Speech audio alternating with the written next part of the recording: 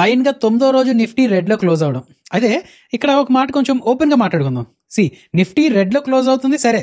అంటే కొన్ని రోజులు బాగా ఫాలో అయిందిలెండి. బట్ నిన్న చూసుకున్నా, ఇవాళ చూసుకున్నా మరీ అంత నెగెటివ్ క్లోజింగ్ అయితే కాదు కదా! అవునా కదా! సో, నేను అంటుందేంటంటే ఇండైసెస్ వైస్ ఏదో ఫాలో అవుతున్నట్టు అనిపిస్తుంది మార్కెట్. ఆఫ్‌కోర్స్ చాలా వరకు పోర్ట్‌ఫోలియోస్ కూడా పడి ఉండొచ్చు. బట్ కొన్ని పోర్ట్‌ఫోలియోస్ అంటే డైవర్సిఫైడ్‌గా ఉన్న పోర్ట్‌ఫోలియోస్ అండ్ బ్యాంకింగ్ స్టాక్స్ వైపు ఎక్కువగా ఉన్న పోర్ట్‌ఫోలియోస్ అయితే గ్రీన్‌లోనే ఉండుంటాయండి. మీలో ఎంతమంది పోర్ట్‌ఫోలియోస్ నిన్న, ఇవాళ గ్రీన్‌లో ఉన్నాయి కింద కామెంట్స్‌లో పెట్టండి. రైట్. ఇవాళ ఎక్స్‌పైరీ అయిపోయింది అండ్ రేపు ఆర్‌బీఐ తాలూకా ఇంట్రెస్ట్ రేట్ డెసిషన్ కూడా రానుంది. నౌ ఇంట్రెస్టింగ్ థింగ్ ఏంటంటే ఇప్పుడు అందరూ ఒకే వైపు అంటే ఆర్‌బీఐ ఇంట్రెస్ట్ రేట్ కట్ చేస్తది అని ఒకవైపు ఉండిపోయినా, లేక ఆర్‌బీఐ ఇంట్రెస్ట్ రేట్ కట్ చేయదు అని ఇంకొక వైపు ఉండిపోయినా ఆ ఈవెంట్ అవ్వకముందే కొంచెం వరకు డిస్కౌంట్ చేసేసేది మార్కెట్. బట్ ఇప్పుడు ఒక అన్సర్టనిటీ అనేది ఉన్నదండి. ఆ అన్సర్టనిటీ ఏంటి అండ్ అదొక ఆపర్చునిటీ ఎందుకు అవ్వచ్చు ఏంటి అనేది మాట్లాడుకుందాం. అండ్ అలాగే మ్యాక్రో పరంగా చూసినా, సెక్టర్స్ పరంగా చూసినా, స్టాక్స్ పరంగా చూసినా మంచి మంచి అప్డేట్స్ ఉన్నాయండి. రేపటి మార్కెట్కి రెడీ అవ్వడానికి 2-3 పాయింట్స్ కూడా ఉన్నాయి. అన్నీ చెప్పుకుంటున్నాం మనం. సో మిస్ అవ్వకుండా వీడియో మొత్తం చూడండి. వెల్కమ్ టు రూపాయి తెలుగు. మీరు ఇంకా మన ఛానల్ని సబ్స్క్రైబ్ చేయనట్లుంటే ప్లీజ్ సబ్స్క్రైబ్ చేసుకొని నోటిఫికేషన్స్ ఆన్లో పెట్టుకోండి. ఆ లైక్ అని, షేర్ అని, కామెంట్ అని చేస్తూ ఉండండి. అండ్ అలాగే మనకంటూ ఒక టెలిగ్రామ్ ఛానల్ ఓపెన్ చేసామండి, రూపాయి తెలుగు అఫీషియల్ అని చెప్పి. ఇందులో లైవ్ మార్కెట్ అప్డేట్స్ అని, నోటిఫికేషన్స్ అని ఇలాంటివన్నీ ఇచ్చుకుంటూ వస్తుంటాం. అయితే మీరు చేయాల్సిన పని ఏంటంటే డైరెక్ట్గా టెలిగ్రామ్లోకి వెళ్ళి రూపాయి తెలుగు అని సెర్చ్ చేయకుండా మన ప్రతి వీడియో కింద డిస్క్రిప్షన్ బాక్స్లో మా ఈ టెలిగ్రామ్ తాలూకా జాయిన్ లింక్ ఉన్నదండి. ఇది మాత్రమే క్లిక్ చేసి జాయిన్ అవ్వండి. ఓకే కదా. అండ్ అలాగే ఫాయస్ తాలూకా కొత్త అప్డేట్ గురించి చెప్పడం జరిగింది కదా. తక్కువ ఇంటర్నెట్ యాక్సెస్ ఉన్న ఏరియాలో మీరు ఉన్నా సరే ప్లాట్ఫామ్ బాగా పనిచేసే విధంగా, అలాగే మీ ట్రేడ్స్ కూడా ఎగ్జిక్యూట్ అయ్యే విధంగా అప్డేట్ అనేది ఇవ్వడం జరిగిందండి. ఎక్కువ యూజర్స్ తాలూకా ఫీడ్బ్యాక్ తీసుకొని, జనాల తాలూకా ఫీడ్బ్యాక్ తీసుకొని చూడగానే అర్థమయ్యేటట్టు ఫీచర్స్ అని, అలాగే ఏది ఎక్కడ ఉండాలో కరెక్ట్గా అక్కడ ఉంచుకుంటూ, అండ్ అలాగే అసెట్ తక్కువ ఇంటర్నెట్ ఉన్న ఏరియాలో కూడా బాగా పనిచేసే విధంగా లైట్ మోడల్లో అప్డేట్ అనేది ఇవ్వడం జరిగిందండి. చాలా నచ్చింది, నాకైతే చాలా నచ్చింది. అండ్ మన సబ్స్క్రైబర్స్ చాలా మందికి కూడా నచ్చిందనే కామెంట్స్ పెడుతున్నారు. సో ఇంకా మీ దగ్గర ఒకవేళ ఫాయస్ అకౌంట్ లేకపోతే మన ప్రతి వీడియో కింద డిస్క్రిప్షన్ బాక్స్లో ఉన్న మా ఫాయస్ తాలూకా లింక్ క్లిక్ చేసి మీ అకౌంట్ ఓపెన్ చేసుకొని వాడుకుంటూ ఉండండి. మీరు మా లింక్ ద్వారా అకౌంట్ ఓపెన్ చేస్తే మాకు మీరు సపోర్ట్ చేసిన వాళ్ళు కూడా అవుతారు. ఓకే కదా. వీడియోలోకి వెళ్ళక ముందు ఒకసారి మన డిస్క్లైమర్ చూసేయండి. మేము ఏది చెప్పినా సరే అది ఎడ్యుకేషన్ అండ్ ఇన్ఫర్మేషన్ పర్పస్ కోసమే. మేము SEBI registered advisor or research analyst రెండు కాదు. మేము ఏమి ఇచ్చినా సరే అది ఫైనాన్షియల్ అడ్వైస్ కాదు. We're not giving any buy or sell calls. ఏది ఫైనాన్షియల్ అడ్వైస్ కాదండి, జస్ట్ ఎడ్యుకేషన్ ఇన్ఫర్మేషన్ పర్పస్ కోసం. మీ ఓన్ రీసెర్చ్ చేసుకోండి, లేదు అంటే ఒక సెబీ రిజిస్టర్డ్ అడ్వైజర్ అయినా కలండి. రైట్. మనం గ్లోబల్ పరంగా ఫస్ట్ గా మాట్లాడుకోవాల్సిన విషయం ఇదండి, యూఎస్ తాలూకా షట్ డౌన్. ఏంటి యూఎస్ గవర్నమెంట్ షట్ డౌన్ అయిపోవచ్చా అనే భయాలు చాలా మంది దగ్గర ఉన్నది. అంటే న్యూస్ ఛానల్స్ కూడా అదే రకంగా న్యూస్ వేస్తూ ఉంటాయి కదండి. యాక్చువల్ స్టోరీ ఏంటనేది చెప్తాను, దాని తర్వాత మీరే అర్థం చేసుకోండి. యూఎస్లో ఏంటంటే అక్టోబర్ 1 నుంచి వాళ్ళ తాలూకు ఫైనాన్షియల్ ఇయర్ స్టార్ట్ అవుతుండదు అనమాట. సో ఈ అక్టోబర్ 1 లోపల ఏంటంటే నెక్స్ట్ కమింగ్ ఫైనాన్షియల్ ఇయర్లో గవర్నమెంట్ ఎలాంటి ఖర్చులు పెట్టాలి ఏంటి అనే ఒక బడ్జెట్ని మొత్తం అంతా అప్రూవ్ చేసేయాలి. అండ్ దాన్ని ప్రెసిడెంట్ సైన్ కూడా చేయాలన్నమాట. ఒకవేళ ఇప్పుడు ruling party Republicans and opposition party Democrats మధ్యన డబ్బులు దేనికి ఖర్చు పెట్టాలి అనే విషయంలో అగ్రిమెంట్ అవ్వకపోతే అండ్ ఆ బడ్జెట్ పాస్ అవ్వకపోతే గవర్నమెంట్ దగ్గర ఖర్చు పెట్టడానికి కొత్త డబ్బులు ఉండవు. అదే లేదా. So US government shut down అయిపోతుంది. నా షట్ డౌన్ అంటే ఏంటి, ఇంకా వైట్ హౌస్ మొత్తం మూసేయడం, రూపాయి కూడా ఖర్చు పెట్టకపోవడం కాదండి. నాన్ ఎసెన్షియల్ సర్వీసెస్ అంటారు.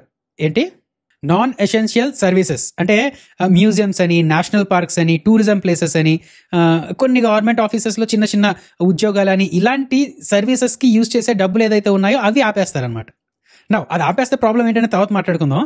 బట్ ఇది పాసిబుల్ అంటే అక్టోబర్ 1 లోపల అప్రూవ్ అవ్వకపోవడం అండ్ అలాంటి సర్వీసెస్ ఆపేయడం కామనా అంటే ఎస్. 1980 నుంచి ఇప్పుడు వరకు ఒక 14 సార్లు ఇలా జరిగిందంటండి. కొన్ని ఏంటంటే ఒక రోజుకి, కొన్ని ఏంటంటే ఒక వారం రోజులకి, అండ్ ఇప్పటి వరకు ఈ longest shut down in US history ఏంటంటే 35 డేస్ అంట. అదేనా లేదా. సో ఇప్పుడు వరకు మీరు జాగ్రత్తగా వినుంటే మీకు అర్థమైపోవాల్సింది ఏంటి, రేపటి లోపల ఒకవేళ అక్కడ బడ్జెట్ అప్రూవ్ అవ్వకపోతే నాన్ ఎసెన్షియల్ సర్వీసెస్ అయిపోతాయి. నేషనల్ పార్క్స్ అని, మ్యూజియంస్ అని, ఇలాంటి టూరిస్ట్ ప్లేస్ అని, ఇలాంటివి. దాని మీద ఒక 8 lakh పీపుల్ డిపెండ్ అయి ఉన్నారన్నమాట. అన్ని ఎంప్లాయ్మెంట్ అనేది ఉన్నది. సో వాళ్ళకి ప్రాబ్లం అయ్యే ఛాన్స్ ఉన్నది. అండ్ ఈ బడ్జెట్ అనేది రేపు ఒకవేళ అప్రూవ్ అవ్వకపోతే ఇంకా జీవితాంతం అవ్వదా అంటే అలా కాదు. ఒక 30 డేస్లోనో, ఒక వారంలోనో, 2 వారాల్లోనో ఎప్పుడోసారి అప్రూవ్ అయితే అయిపోవచ్చండి.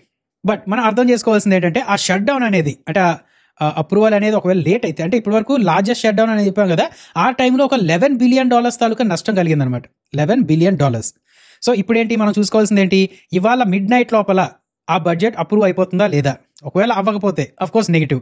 అండ్ ఎన్ని రోజుల్లో అది మళ్ళీ నార్మలైజ్ అయిపోవచ్చు అనేది చూస్తూ ఉండాలి. ఎక్కువ రోజులు గడిచే కొద్దీ ఎక్కువ నెగిటివ్ అయ్యే ఛాన్సెస్ ఉన్నాయి. సో అర్థమైంది కదండి యూఎస్ షట్ డౌన్ వెనక మొత్తం రీజన్స్ ఏంటి అండ్ కాన్సెప్ట్ ఏంటి అండ్ ఏం జరగచ్చు ఏంటి అనేది మనకు అర్థమైందా లేదా. నెక్స్ట్ రేపటి తర్వాత మన హోమ్ లోన్స్ అని, పర్సనల్ లోన్స్ అని, ఈఎంఐస్ అని, వీటి తాలూకా ఇంట్రెస్ట్ రేట్ ఏంటి అనేది తెలిసిపోతుందండి. ఎందుకంటే రేపు ఆర్బీఐ తాలూకా ఇంట్రెస్ట్ రేట్ డెసిషన్ తెలియనుంది రేపు 10 o'clockకి. నౌ మ్యాక్సిమం పీపుల్ ఏంటంటే 5.5% ఇంట్రెస్ట్ రేట్ ఏదైతే ఉన్నదో దీన్ని ఇలాగే ఉంచేస్తారు, పాజ్లో ఉంచేస్తారు అని చెప్తున్నారు.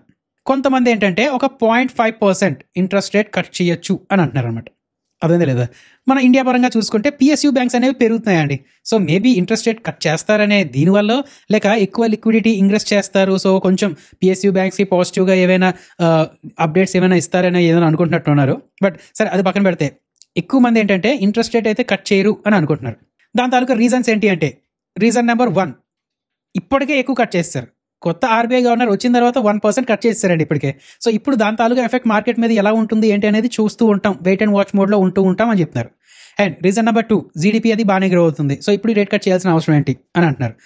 రీజన్ నెంబర్ 3, యుఎస్ మళ్ళీ మన అపరిచితుడి తాలూకా ప్రస్తావన అనేది వస్తుందని. యుఎస్ తన టారిఫ్ వార్స్ అని, లేకపోతే గవర్నమెంట్ షట్డౌన్ అని ఇలాంటి గ్లోబల్ రిస్క్లో ఉన్నప్పుడు ఆర్బీఐ కొంచెం జాగ్రత్తగా ఉండాలి, సో రేట్ కట్ అనే అస్త్రాన్ని ఫ్యూచర్ కోసం దాచిపెట్టుకోవడం మంచిది అని చెప్పి కొంతమంది అంటున్నారండి. సో అందుకనే most of the people interest rate cut ఉండదనే అనుకుంటున్నారు, అండ్ కొంతమంది అయితే ఇప్పటికీ ఉంటుందనే అనుకుంటున్నారు. సో ఏం జరుగుతుంది ఏంటనేది చూడాలండి. అండ్ 0.5% కాదండి, 0.25%, అంటే 25 basis point కట్ ఉండొచ్చు అని చెప్పి కొంతమంది అంటున్నారు. సో ఒకవేళ పాజ్లో ఉంటే కొంచెం వాలటైల్గా ఉండొచ్చు. 0.25% ఇంట్రెస్ట్ రేట్ కట్ చేస్తే నాకు తెలిసి మార్కెట్లో కొంచెం పాజిటివిటీ రావచ్చండి. అండ్ 0.5% కట్ చేస్తే ఇంకా బాగా పెరిగిపోతుంది, బట్ అది చాలా తక్కువేనండి దానికి. సో ఈ రెండిట్లో ఏం జరుగుతుంది ఏంటి అనేది చూస్తూ ఉండాలి. మీరేం ఎక్స్పెక్ట్ చేస్తున్నారు ఏంటి అనేది కింద కామెంట్స్లో పెట్టండి. నౌ సెబీ ఇంకో కంపెనీ బ్యాన్ చేసిందండి. కంపెనీ పేరు మ్యాన్ ఇండస్ట్రీస్ లిమిటెడ్. ఇలాంటి న్యూస్ మనం ఎందుకు చూస్తూ ఉండాలంటే, కంపెనీస్ ఎలాంటి ఫ్రాడ్స్ చేస్తున్నాయో అనేది మనకు తెలుస్తూ ఉంటుందండి. అండ్ మనం ఇన్వెస్ట్ చేసిన స్టాక్ ఆర్ ఎల్స్ ట్రాక్ చేస్తున్న కంపెనీని ఆ ఆస్పెక్ట్లో కూడా చూస్తూ ఉండాలన్నమాట. ఇలా కూడా మన కంపెనీ ఏమైనా చేస్తుందా అనేది చూస్తూ ఉండాలి. సెబీ బ్యాన్ చేసింది అంటే ఇక్కడ ఏవో ఫ్రాడ్స్ జరిగాయని దానికి తెలిసి ఉంటుంది. ఎలాంటి ఫ్రాడ్స్ ఏంటి అంటే, ఎంఎస్పిఎల్ అని చెప్పి ఈ మ్యాన్ ఇండస్ట్రీస్ తాలూకా సబ్సిడరీ కంపెనీ అనమాట. దాన్ని ఒక 6 years పాటు అసలు మార్కెట్కి చూపించలేదు. అదేందా, మ్యాన్ ఇండస్ట్రీస్ వాళ్ళు ఇందులో ఇన్వెస్ట్మెంట్స్ చేసుకుంటున్నారు, బిజినెస్ రన్ చేస్తున్నారు, బట్ దాన్ని పబ్లిక్కి ఒక 6 years పాటు వరకు చూపించలేదు అనమాట. ఇన్వెస్టర్స్కి ఎవరికి తెలియదు ఈ కంపెనీ ఒకటి ఉన్నదని. అండ్ రౌండ్ ట్రిప్పింగ్ అని చెప్పి, సో ఇప్పుడు ఎవరైనా ఆర్బీఐ అనే కాదు, ఎవరైనా రెగ్యులేటర్స్ ఎవరైనా సరే ఒక అకౌంట్ ఉన్నది, ఈ అకౌంట్ నుంచి ఇంకొక అకౌంట్కి ట్రాన్స్ఫర్ డబ్బులు అయితే చూస్తాయి, ఈ అకౌంట్ నుంచి ఇంకొక అకౌంట్, ఈ అకౌంట్ నుంచి ఇంకొక అకౌంట్, అలాగే ఒక 2-3 అకౌంట్స్ వరకు చూస్తాయి తప్ప, ఇప్పుడు ఎవరైనా ఒక మనిషి ఒక నుంచి ఇంకొకరికి, ఇంకొక నుంచి ఇంకొక అలా 10 మందికి ట్రాన్స్ఫర్ అయ్యి మళ్ళీ ఈ కథకి డబ్బులు వచ్చాయి అనుకోండి, అదేంటంటే రౌండ్ ట్రిప్పింగ్ అంటారు. ఇలాంటివి ఏంటంటే కొంచెం పట్టుకోవడం కొంచెం కష్టం అవుతూ ఉంటుంది అనమాట. సో ఇలాంటి ప్రమోటర్స్ వాళ్ళు ఏం చేస్తారంటే, కంపెనీల డబ్బులే కొంచెం అటు ఇటు పంపించి మళ్ళీ వాళ్ళ అకౌంట్స్లో డబ్బులు ఎంచుకుంటూ ఉంటుంటారు అనమాట. అండ్ ఫేక్ ట్రాన్సాక్షన్స్ కూడా అవుతూ ఉంటాయి, రిలేటెడ్ పార్టీస్తో ఫేక్ ట్రాన్సాక్షన్స్ అవుతూ ఉంటాయి అనమాట. ఏదోలాగా కంపెనీలో ఉన్న డబ్బులు వాళ్ళ అకౌంట్లోకి వచ్చేస్తుంటాయి, లేదంటే వాళ్ళు కట్ చేస్తుంటారు. సో ఇలాంటి ఫ్రాడ్స్ అనేది బయటపడ్డాయి అనమాట. ఫండ్ డైవర్షన్ అనే మెయిన్ ఎలిగేషన్ని చూపించి సెబీ వీళ్ళ మీద, ఈ మ్యాన్ ఇండస్ట్రీస్ తాలూకా మేనేజ్మెంట్ మీద ఒక 2 years సెక్యూరిటీస్ పై బ్యాన్ విధించారు, అండ్ ఫర్మ్ని కూడా బ్యాన్ చేశారండి. అదేనా లేదా. నౌ ఇప్పుడు మనం ఏం చేయబోతున్నామంటే, ఒకసారి స్క్రీనర్ వెబ్సైట్లో ఈ మ్యాన్ ఇండస్ట్రీస్ తాలూకా ఫైనాన్షియల్స్ చూద్దామండి. అంటే ఇక్కడ ఏదో ఫ్రాడ్ జరుగుతుందని మనం ముందే ఏమైనా పసిగట్టగలమా అనేది చూద్దాం. మీ ముందే స్క్రీనర్ ఓపెన్ చేశానండి, నేను ముందే ఓపెన్ చేసి ఇక్కడ ఐడెంటిఫై చేయొచ్చు అని ముందే ఏమి చూడలేదు. అదేందా. సో అంటే నేను ఎక్కువగా ఏం చూస్తానంటే, చూడండి అదర్ ఇన్కమ్ ఏమైనా ఎక్కువ ఉన్నదా అనేది చూస్తానండి. సేల్స్ జనరల్గా 740 crores, అదర్ ఇన్కమ్ ఒక 30 crores. ఓకే, పెద్ద ప్రాబ్లం ఏం కాదని అనిపిస్తుంది. నౌ అలా బ్యాలెన్స్ షీట్లోకి వెళ్ళి రిజర్వ్స్ ఎక్కువ పెరుగుతున్నాయా లేదా చూసుకుంటే రిజర్వ్స్ బాగానే పెరుగుతుంది. కొన్ని కంపెనీస్కి ఏంటంటే ఈ రిజర్వ్స్ కూడా ఫాలో అయిపోతుంటాయి అన్నమాట, అది పెద్ద ప్రాబ్లం. బారోయింగ్స్ బాగా పెరుగుతున్నాయా అంటే, ఓకే ఇక్కడ కొంచెం పెరుగుతున్నాయి, బారోయింగ్స్ కొంచెం పెరుగుతున్నాయి. నౌ మెయిన్ థింగ్ ఏంటంటే, క్యాష్ ఫ్రమ్ ఆపరేటింగ్ యాక్టివిటీ ఇది పెరుగుతుందా లేదా, ప్రాఫిట్ ఫ్రమ్ ఆపరేషన్స్ పెరుగుతున్నాయా లేదా, కొంచెం వరకు బాగానే పెరుగుతుంది. నౌ ఇక్కడ చూడండి రిసీవబుల్స్, ఎప్పుడైనా గుర్తుపెట్టుకోండి, క్యాష్ ఫ్లో స్టేట్మెంట్ అనేది ముందు మీకు చెప్పేస్తుంది. ప్రాఫిట్ అండ్ లాస్ స్టేట్మెంట్ ఏదో కొంచెం దాయొచ్చేమో కానీ ముందు మీకు కంపెనీ తాలూకా అసలు స్వరూపం క్యాష్ ఫ్లో స్టేట్మెంట్ చెప్పేస్తుందండి. చూడండి వీళ్ళకి రిసీవబుల్ 634 crores, ఇన్వెంటరీ వీళ్ళ దగ్గర ఇప్పటికీ 623 crores ఉన్నదంట, వీళ్ళు ఇంకా పే చేయాల్సింది ఒక 1000 crores ఉన్నదంట. సో అర్థమైందా, ఎక్కడో ఏదో కొంచెం గడబడి చేస్తారండి వీళ్ళు. అండ్ దాని తర్వాత బ్యాలెన్స్ షీట్లో కూడా మీరు ఎక్కువగా చెక్ చేస్తూ ఉంటే ఎక్కడో దగ్గర తెలిసిపోతూ ఉంటుంది. ట్రేడ్ పేయబుల్స్ అనేది చూడండి 1200 ఇందాక మనం చూసాం. అసెట్స్ వైపు చూస్తే మనకు రావాల్సింది అనమాట, ఇందులో మనకు రావాల్సినవన్నీ ఉంటూ ఉంటాయి. సో అర్థమైందా లేదా. సో మీరు ఏం చేస్తారు, ముందు క్యాష్ ఫ్లో స్టేట్మెంట్ ఎలా చూడాలనేది అర్థం చేసుకొని, అండ్ ఎప్పటికప్పుడు మీరు ఫాలో అవుతున్న స్టాక్స్ని చెక్ చేసుకుంటూ ఉండండి. అండ్ మన రూపాయి పరంగా వస్తే నాకు ఇలాంటి వీడియోస్ ఎక్కువ చేయాలనే ఉంటుందండి, బట్ ఎవరు చూడట్లేదు. సో అందుకనే స్టాక్ ఓరియంటెడ్గా లేదంటే ఐపీఓ ఓరియంటెడ్గా మాట్లాడుకుంటున్నాం తప్ప, నాలెడ్జ్ నీకు ఇవ్వాలని నాకు ఎప్పటి నుంచో ఉంటుంది, బట్ దాన్ని ఎక్కువ మంది చూడట్లేదు. సో ఎక్కువ కష్టపడుతూ వీడియోస్ చేస్తూ ఉండాలి, తక్కువ మంది చూస్తుంటే మేము కూడా డిసప్పాయింట్ అవుతూ ఉంటాం కదండి. సరే అది పక్కన పెడితే ఏంటంటే లైక్ చేస్తారా లేదా మన ఛానల్? ప్లీజ్ లైక్ చేస్తుండండి, షేర్ చేస్తుండండి, కామెంట్ చేస్తుండండి. అండ్ అలాగే ఇప్పుడు ఓపెన్లో ఉన్న IPOs గురించి ఆల్రెడీ డిస్కషన్స్ చేసుకొని వీడియోస్ పెట్టడం జరిగింది. సో ఎవరైనా ఇంకా ఇంట్రెస్టెడ్గా ఉంటే ఆ వీడియోస్ చూస్తూ ఉండండి. And next week A IPOs ఉన్నాయండి చూడండి. ఈ వీవర్క్ మేనేజ్మెంట్ దీనికోసం సపరేట్ వీడియో, టాటా క్యాపిటల్ కోసం separate video, and LG electronics కోసం సపరేట్ వీడియో చేసుకుందాం. ఓకే కదా? సో సపరేట్ వీడియో చేసుకోవడం వల్ల ఏంటంటే మనం ఇంకొంచెం డీప్గా అనాలిసిస్ చేయడం అవుతుంది. అండ్ మీకు అనాలిసిస్ ఎలా చేయాలి ఏంటనేది కూడా మీకు అర్థమవుతూ ఉంటుంది. సో విన్ విన్ సిచ్యువేషన్ ఏమంటారు? సో తప్పకుండా ఆ వీడియోస్ చూస్తూ ఉండండి. అండ్ అందుకనే ఆ వీడియోస్ మేము పెట్టిన వెంటనే చూడాలంటే సబ్స్క్రైబ్ చేసుకొని నోటిఫికేషన్స్ ఆన్లో పెట్టుకోండి. అండ్ అలాగే మన టెలిగ్రామ్ ఛానల్లో ఇంకా జాయిన్ అవ్వకపోతే ప్లీజ్ జాయిన్ అయ్యి నోటిఫికేషన్స్ ఆన్లో పెట్టుకోండి. మన ప్రతి వీడియో కింద డిస్క్రిప్షన్ బాక్స్లో మా టెలిగ్రామ్ తాలూకా జాయిన్ లింక్ ఉంటుంది. అది మాత్రమే క్లిక్ చేసి జాయిన్ అవ్వండి. నెక్స్ట్ ఇవాళ ఒక housing finance company Samman capital గురించి మాట్లాడుకోవాలి. లాస్ట్ 2 రోజుల్లో బాగా పెరిగింది, ఇంచుమించు ఒక 17% అలా ర్యాలీ ఇచ్చింది. అయితే దాని వెనక పెద్ద రీజన్స్ లాగా ఏమీ కనిపించలేదండి. అఫ్కోర్స్ ఒక నెల ముందు అనుకుంటా FNOలోకి ఇది ఎంటర్ అవడం జరిగింది. బట్ అప్పుడు ఎంటర్ అయితే ఇప్పుడు ఎందుకు పెరుగుతుంది? సో లాస్ట్ 1 monthగా చూసుకుంటే ఎందుకు పెరిగింది అనే దానికి జస్టిఫికేషన్ ఓకే. బట్ ఇప్పుడు ఒక లాస్ట్ 2 daysలో ఎందుకు అంతలా పెరిగింది అనే దానికి జస్టిఫికేషన్ పెద్దగా ఇవ్వలేకపోతున్నామండి. అయితే ఒకటేంటంటే October 2nd ఇప్పుడు 2 Octoberన దసరా రోజు దీని తాలూకా ఫండ్ రైజింగ్ ప్లాన్ ఒకటి ఉన్నది. ఈ ఫండ్ రైజింగ్ అనేది ఈక్విటీ షేర్స్ని వాల్యూట్ చేస్తారా లేక వేరే కన్వర్టబుల్ సెక్యూరిటీస్ ద్వారా డబ్బులు రేస్ చేస్తారా ఏంటి అనేది ఇంకా తెలియలేదండి. సో మేబీ అంటే దీనికోసం స్పెక్యులేషన్స్ ఏమైనా జరుగుతున్నాయేమో. అండ్ టైలెంట్స్ పరంగా మాట్లాడుకోవాలి అంటే RBI తాలూకా కో లెండింగ్ రూల్స్ అని అవి కొత్తగా వస్తున్నాయి. అలాగే హౌసింగ్ ఫైనాన్స్ సెక్టర్లో గ్రోత్ అనేది వస్తూ ఉన్నది. 2033 వరకు ఒక 24% CAGRతో ఈ హౌసింగ్ లోన్స్ అనే సెగ్మెంట్ పెరుగుతూ ఉంటుందని చెప్పి చాలా మంది అనలిస్టులు చెప్పడం జరుగుతుంది. సో ఈ అన్నిటి వల్ల పెరుగుతుంది. బట్ నన్ను అడిగితే రేపు కాదు అండి, October 2nd తాలూకా బోర్డ్ మీటింగ్ ఏదైతే ఉన్నదో దానికోసం కొంచెం పెరుగుతుందని అనిపిస్తుంది. సో చూద్దాం ఫ్రైడే నాడు దీని తాలూకా రియాక్షన్ ఎలా ఉంటుంది ఏంటనేది చూద్దామండి. Next blue dart express limited అనే ఒక లాజిస్టిక్స్ కంపెనీ గురించి మాట్లాడుకోవాలండి. మనకి ప్యాకేజెస్ ఇవన్నీ వస్తుంటాయి కదా, DHL అని ఇలాంటి వాటి. ఈ కంపెనీ ఇవాళ ఇంట్రాడేలో పెరిగిందండి. అండ్ అదే ఇంట్రాడేలో మళ్ళీ ఫాలో అయ్యి ఆల్మోస్ట్ లైక్ ఫ్లాటిష్గా క్లోజ్ అయిందండి. సో ఫస్ట్ మనం ర్యాలీ గురించి మాట్లాడుకోవాలి. ఈ పెద్ద ర్యాలీ వెనుక ఉన్న మెయిన్ రీజన్ ఏంటంటే కంపెనీ ఒకటి అనౌన్స్ చేసింది. ఏంటది? యావరేజ్గా 9 to 12% చొప్పున షిప్మెంట్ ప్రైసెస్ని పెంచబోతున్నాం అనే ఒక స్టేట్మెంట్ రిలీజ్ చేసిందండి. అంటే ఏంటి? ఒక దగ్గర నుంచి ఒకటి కొరియర్ పంపించడానికి ₹100 ముందు ఛార్జ్ చేస్తే ఇప్పుడు 9 to 12% అంటే ఇంచుమించు 109 నుంచి 112 రూపీస్ అలాగా ఛార్జ్ చేస్తారనమాట. ఇప్పుడు మీరు అనొచ్చు, ఇప్పుడు రేట్ పెంచేసింది, సో మిగతా ఎవరో ఒకరు ఏదో కొరియర్ సర్వీస్ ఉంటుంది వాళ్ళకి ₹100 ఇచ్చేస్తుంటే వాళ్ళ దానికి వెళ్ళిపోవచ్చు కదా అని. బట్ ఇన్వెస్టర్స్ ఏంటంటే దీని మీద కొంచెం కాన్ఫిడెంట్గా ఉన్నారు. ప్రైసింగ్ పవర్ అనేది బ్లూ డాట్కి బాగా ఉన్నది.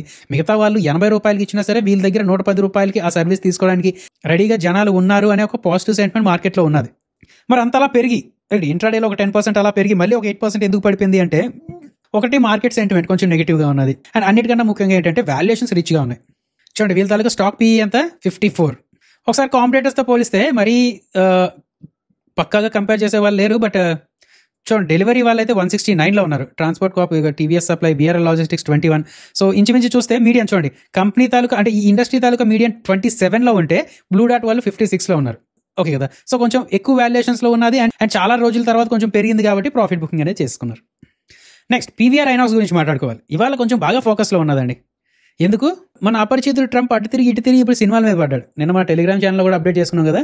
అతను అన్నం ఏంటంటే US కాకుండా బయట ప్రొడ్యూస్ అవుతున్న ఫిల్మ్స్ US ఆడాలి అంటే 100% టారిఫ్ కట్టేయాలి అంటున్నారు. అదేందా? ఇప్పుడు మన OG ఉన్నది, లేదు అంటే రేపు పొద్దున అఖండ 2 వస్తుంది. ఇలాంటివన్నీ US రిలీజ్ అవుతుంటాయి. అండ్ మనకన్నా US ఎక్కువ డబ్బులు పెట్టి కొనుక్కోండి సరే. అండ్ ఇంకొకటి ఏంటంటే ఇప్పుడు ఒక 100 కోట్లు ఒక సినిమా కలెక్ట్ చేస్తే ఇంచుమించు 4 నుంచి 6 కోట్లు లేదు అంటే బిలో 10 crores అలాగే US నుంచి వస్తుందని చెప్పి ఎక్కడ చదవడం జరిగింది. ఒక 5 to 6% అనుకోండి, 5 to 6% of the revenues US నుంచి వస్తుంది అని చెప్పి అంటున్నారు.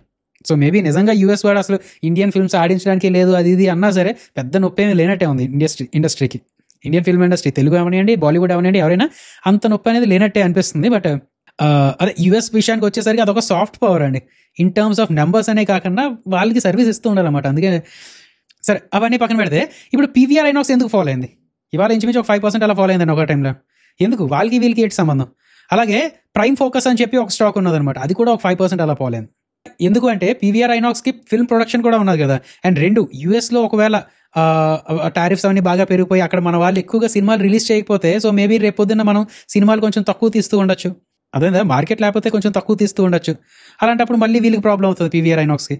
సో ఒక సెంటిమెంటల్ ఫాల్ అనేది జరిగిందండి. అయితే ఇప్పుడు ట్రంప్ ఇంకా ఫైన్ ప్రింట్ అనేది తీసుకురావాలి. ఏంటి అని చెప్తారు. మేబీ ఒక 3 గంటల సినిమా ఉంది, అందులో ఒక పావు గంట యూఎస్లో మీరు ప్రొడ్యూస్ చేసినా సరిపోద్ది అన్నారు అనుకోండి, మన వాళ్ళు బయలుదేరి అక్కడికి వెళ్ళిపోతారు, పాటలన్నీ హ్యాపీగా యూఎస్లో షూట్ చేసుకుని వస్తారు. సో ఫైన్ ప్రింట్ అనేది ఇంకా రావాల్సి ఉన్నది. సో ఇది మరీ క్లోజ్ అయిపోయిన బుక్ కాదు, ఇంకా ఓపెన్ బుక్కే. Trump and 100% tariffs on films అనేది ఇంకా ఓపెన్ బుక్కే అండి. రైట్, ఇంకా రేపు కొంచెం ఆటో స్టాక్స్ ఫోకస్లో ఉండబోతున్నాయి మ్యాక్సిమం. ఎందుకంటే సెప్టెంబర్ తాలూకా ఆటో సేల్స్ డేటా రేపటి నుంచి వస్తూ ఉంటాయి కదా.